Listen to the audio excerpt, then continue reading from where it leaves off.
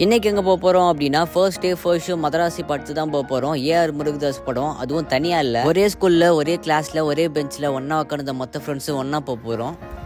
அன்னைக்கு பஸ்ஸில் தான் போனேன். பஸ்ஸில் பழைய வீட்டுக்கு பக்கத்து வீட்டில் இந்த அக்காவெல்லாம் பார்த்தேன். அருமையாக பேசணும் வந்தாங்க. என்னப்பா தம்பி என்ன பண்ணுற, எங்கே படிக்கிறேன்னா டிபார்ட்மெண்ட்டு, பொண்ணுங்கள்ட்டெல்லாம் பேசுகிறேன் காலேஜில் அப்படின்னு 1008 கேள்வி கேட்டுன்னு இருந்தாங்க.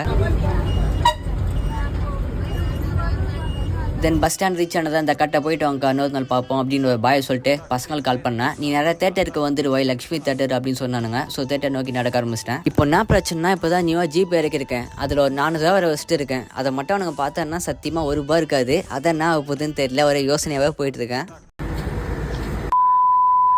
போனால் 2 பேர் தான் வந்துருந்தானுங்க, மீதி பேர்லாம் வந்துட்டுருக்கானுங்க ஓய் அப்படின்ற மாதிரி சொல்லியிருந்தானுங்க. ஸோ இதில் இருக்க கேன்டீனில் போய் அருமையாக சாப்பிட்டுருந்தோம். ஆளுக்கு ஒரு டீ ஒரு எக் பப்ஸ் அப்படின்னு ஃபுல்லாக 150 ரூபா ஆச்சு. அதை ஃபுல்லாமே நான் தான் குத்தேன் அப்படின்றதுல மார்க் பண்ணிக்கிறேன்.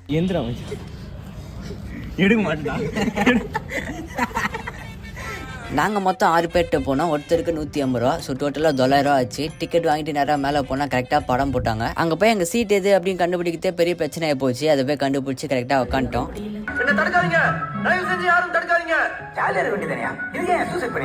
ஃபர்ஸ்ட் ஹாஃப் முடிஞ்சு திரும்பி பார்த்தா பின்னாடி தேட்டரே காலியாக இருக்கு. அவ்வளோ யாருமே காணும். சரி படம் எப்படி இருந்துச்சு அப்படின்னா சும்மா வேற மாதிரி இருந்துச்சு அப்படின்னு சொல்ல நான் அதிகமாக சொல்ல வரும்ல, அந்த மாதிரி இருந்துச்சு தரமா.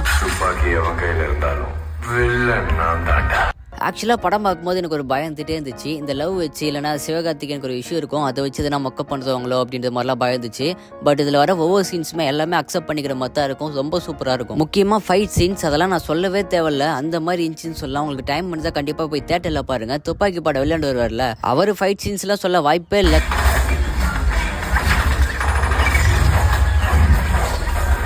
ஃபைனலாக படம் எப்படி இருந்துச்சு அப்படின்னா, ஒரு தமிழ் ஹாலிவுட் ஆக்ஷன் மூவி பார்த்தா எப்படி இருக்குமோ அந்த ஒரு ஃபீல் கொடுத்துச்சுன்னு சொல்லலாம். பட் ஒரு சில இது எனக்கு பிடிக்கவே இல்லை, விஜய் மாதிரி பண்ணிட்டு அது நல்லாவே இல்லை, செட் ஆகலை அப்படின்ற மாதிரிலாம் சொல்லிட்டு இருக்காங்க.